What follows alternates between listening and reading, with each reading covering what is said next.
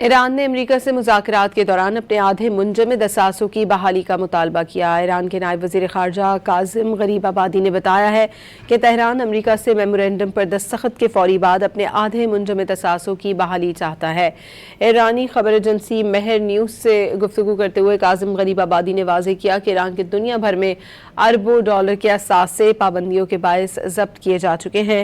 Iran ये भी चाहता है कि उसे तवक्को है कि डील पर दस्तखत के बाद तमाम असासे 2 माह के अंदर जारी कर दिए जाएंगे।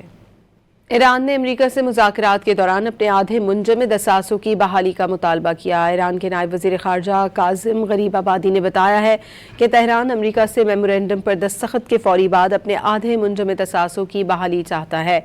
ईरानी खबर एजेंसी महर न्यूज़ से गुफ्तगू करते हुए काज़िम गरीबाबादी ने वाज़ेह किया कि ईरान के दुनिया भर में अरबों डॉलर के असासे पाबंदियों के बायस ज़ब्त किए जा चुके हैं।